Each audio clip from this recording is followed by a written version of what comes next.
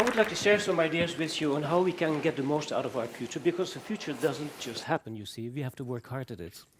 So, a couple of suggestions. I think the first thing that we need to do is to develop some kind of a clear sense of direction, where we would like to go to.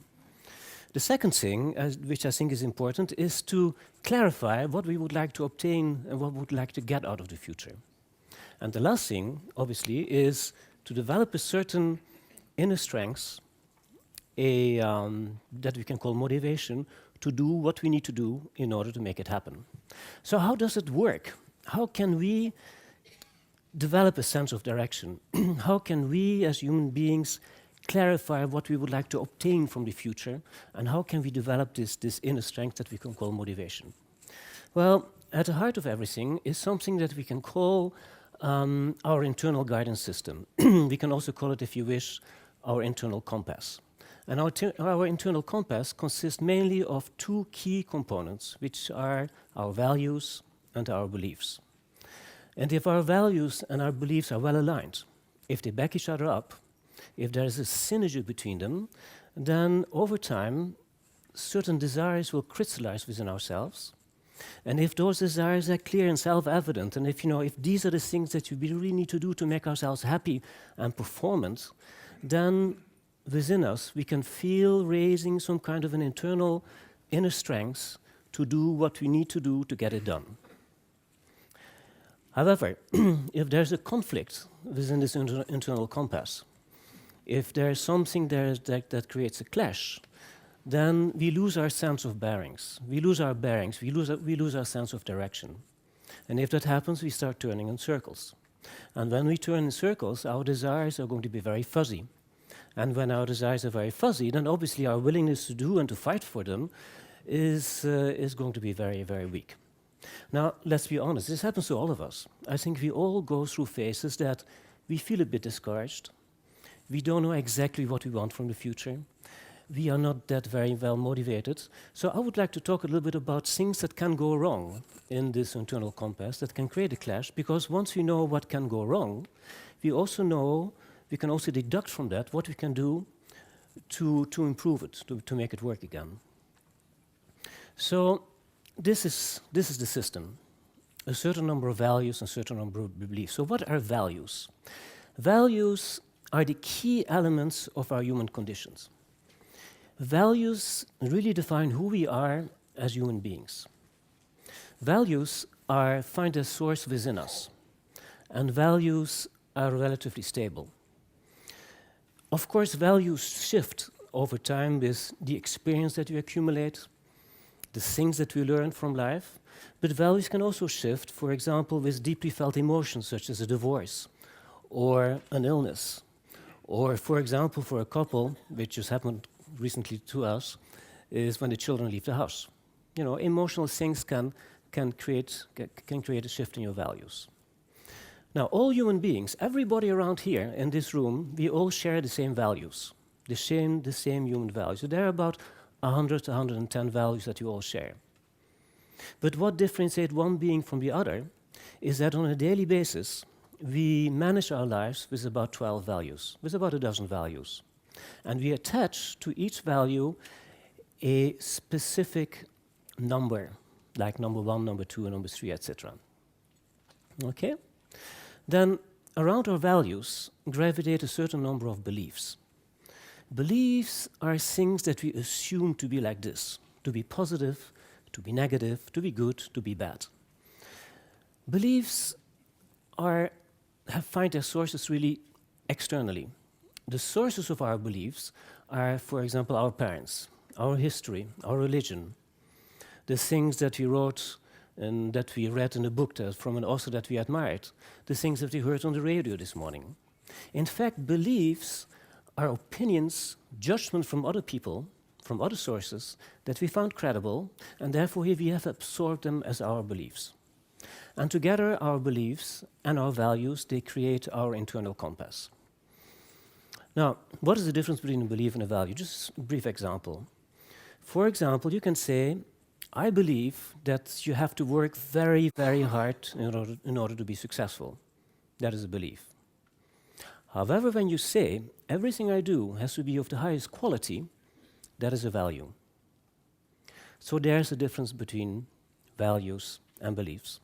Now, what are the things that can go wrong? There's 3 things that can go wrong within that system that will deregulate your internal compass. A conflict between our values, a conflict among our beliefs, and a conflict between our beliefs and our values. You see, there are so many things that can go wrong that it happens, therefore it happens to all of us in certain phases of our life. Now, you see, on a daily, on a conscious level, it is not easy to know what your values are, because in order to know what our values are, we have to listen to ourselves, and we don't have so much time because we are busy with our work and our family and things like that. But somewhere on a subconscious level, we all know exactly what our values are and what a hierarchy is. However, if you ask somebody, well, what are your values? People will say, well, my values are, for example, helping others to develop security, autonomy, and things like that. You see that movement. And the problem with values is that, as I said before, they are not like this. Values are 1, 2, 3, 4, 5, 6, etc. We all attach a very specific relationship to each of these values. And therefore, if on a daily basis we don't really know what the importance that we attach to certain values, 2 values can come into conflict. Take, for example, the value of autonomy or independence. And I have so many people that say to me, you know, David, a certain day I would like to become independent. I would like to start my own business because this is really what I would like to do with my life. Okay? But, you know, on the other hand, I have a lot of responsibilities, and I have children, and a family, and a mortgage, and a house, and a dog. You know, I have to, take care of everything. This is not the right moment. But I would love to be independent. On the other hand, this is not something I can do today. And then you can see people really turning in circles, sometimes up to early retirement, when the problem gets solved right away. And therefore, their desires of what to do if they would like to become independent are very fuzzy, and then therefore they lack the motivation to do this. So that's the first type of conflict that can occur in your internal guidance system. The second conflict is among our beliefs, especially when we are talking about self-limiting beliefs. Now, a self-limiting belief, you can discern it when you hear yourself one day saying, "This I cannot do," or "This is simply not done." Now, there are beliefs that can give you wings. There are beliefs that can really give you the strength necessary to do what you need to do. But there are also a certain number of beliefs that are maybe simply not true. And up to the moment that you find out, because a certain moment you had your back against the wall and you had to do something to save yourself, that is maybe the day that you found out that you could do something that you thought that you couldn't do. And if that's the day that you find that out, that is also the day that you realize that you have been living in a cage, and the door of the cage was wide open, and you have been telling yourself, "I cannot walk through that door," or "It is simply not done." So that's a second potential conflict that can create havoc in our internal guidance system, in our internal compass. And then obviously, you also have the potential of a conflict between your values and your beliefs. For example, it's maybe a little cliché story, but it happens often enough. For example, the daughter would like to be a photographer because this is in line with her sense and a value of creativity and all that. But then that might create some kind of anxiety among her parents. So the mother might say, as a photographer, this is quite well known, you will die of hunger. You won't earn a single penny. And if this is not yet strong enough, she might add, Daddy, who has created his tax consultancy company, Daddy will die if you don't follow Daddy in the family company, in the family business. So then, therefore, this child might say, well, I will die of hunger and Daddy will die of a broken heart. Maybe I should not become a photographer, because who am I to believe that I have the abilities to become a photographer? You see, a conflict between beliefs and values is a very unequal conflict, because beliefs are judgments of people that you found credible, that you have absorbed as your own beliefs. And therefore you can easily say, well, who am I to resist against that? So that's the third potential of a conflict. So therefore, I would like to share a couple of ideas on how maybe to overcome this. And if you feel that you have moments of disappointment, moments of a lack of creativity, moments of where you don't really feel that you have the desires to go into a clear direction, that you lack the motivation, there are maybe 3 things you can do. The first thing you can do is to determine what your top 12 values are. So determine what your top 12 values are, because they will give you some very clear indications. Life is about compromises, but not just anything. So don't compromise, for example, on your top 4 values, because that is all about self-mutilation. That is all about going against who you are authentically. If you have to make compromises, then compromise, for example, on your values from 8 to number 12. When you hear yourself saying, this I cannot do, or this is not done, just stop a moment and say, is it really true? Maybe I should just hold on to this for a moment and at the next possible opportunity investigate whether this is really true. You might be astonished. There are certain values, as I said, that are perfectly true. I mean, if I would like to become a brain surgeon tomorrow, it's not going to happen. But there are certain beliefs that might be just simply self-limiting, and find out if they're really true.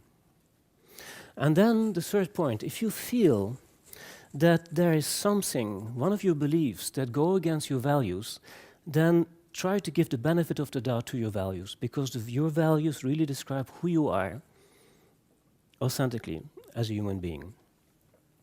Now, if your values and your beliefs are well aligned, as I said, it will give some ideas of where you'd like to go to in the future. And it will give you the motivation to do it.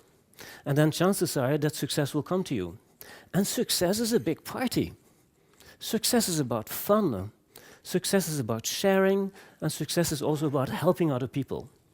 And then I was thinking, well, who are beings among us that have fun at helping other people and that have success in doing that? And I think a good example are angels. And angels form part of most of our religions. I mean, Jews believe in angels, Christians believe in angels, and Muslims believe in angels. So if so many people believe in angels, then they probably do exist. So what differentiates us from angels? Well, obviously what differentiates us from angels is that the angels can fly and we cannot fly. And how come we cannot fly? Well, some people would say, well, the physicists would say among us, and the biologists would say, well, we don't have wings and therefore we cannot fly. But there's maybe another answer. And there was a very nice sentence that I read once that my wife gave to me. And it was by Chesterton, who wrote, "Angels can fly because they take themselves lightly." And that, I think, is a good indication. This is maybe the last idea I would like to share with you, is take this future seriously, take yourself lightly.